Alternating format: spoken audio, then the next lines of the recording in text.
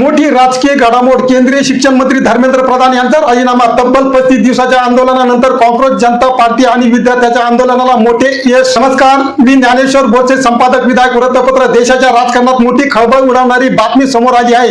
विद्यार्थ्यांच्या आंदोलनाची केंद्र सरकारने दखल घेतली का? केंद्रीय शिक्षण मंत्री धर्मेंद्र प्रधान यांच्या राजीनाम्यामागे आंदोलनाचा दबाव होता का? आणि काँग्रेस जनता पार्टीचे अभिजित दिपके यांच्या नेतृत्वाखाली झालेल्या आंदोलनाला मोठे यश मिळाले का? या सर्व घडामोडीचा सविस्तर आढावा आजच्या विशेष रिपोर्टमध्ये. नीट परीक्षेतील कथित अनियमितता, परीक्षा व्यवस्थेबाबत विद्यार्थ्यांचा असंतोष आणि पारदर्शकतेच्या मागणीमुळे देशभरात अनेक ठिकाणी आंदोलन सुरू झाले. दिल्लीतील जंतर मंतर सह विविध शहरांमध्ये विद्यार्थी रस्त्यावर उतरले. हजारो विद्यार्थ्यांनी सरकारकडे निपक्ष चौकशीची मागणी केली.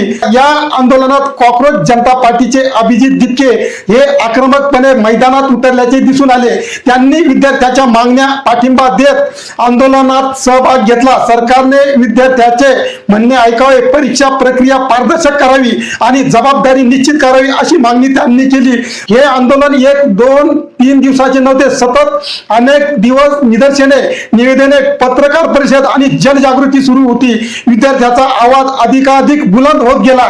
सोशल मीडियावरही या आंदोलनाला मोठा प्रतिसाद मिळाला. केंद्रीय शिक्षण मंत्री धर्मेंद्र प्रधान यांच्या राजीनाम्याच्या वृत्तानंतर देशभरात राजकीय चर्चेला वेग आला आहे. आंदोलनकर्त्यांनी हा विद्यार्थ्यांचा संघर्षाचा विजय असल्याचा दावा केला. राजीनाम्यानंतर आंदोलनात सहभागी झालेल्या विद्यार्थ्यांनी आनंद व्यक्त केला. आमचा आवाज दिल्लीपर्यंत पोहोचला, विद्यार्थ्यांच्या संघर्षाला न्याय मिळत आहे, अशा प्रतिक्रिया अनेक विद्यार्थ्यांनी दिल्याचे वृत्त आहे. आता सर्वात मोठा प्रश्न आहे, नवीन शिक्षण मंत्री कोण? परीक्षा व्यवस्थेत सुधारणा होणार का?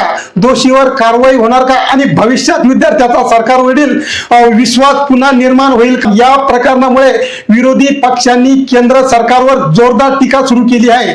तर सरकार समर्थकाचे म्हणणे आहे की आवश्यक ते निर्णय योग्य वेळी घेतले जात आहे. त्यामुळे पुढील काही दिवस देशाच्या राजकारणासाठी अत्यंत महत्त्वाचे ठरणार आहे. एक गोष्ट मात्र स्पष्ट आहे, विद्यार्थ्यांच्या आंदोलनामुळे हा विषय राष्ट्रीय चर्चेच्या केंद्रस्थानी आला. आता पुढील चौकशी, नवीन नियुक्त्या आणि शिक्षण व्यवस्थेतील सुधारणा याकडे संपूर्ण देशाचे लक्ष लागले आहे.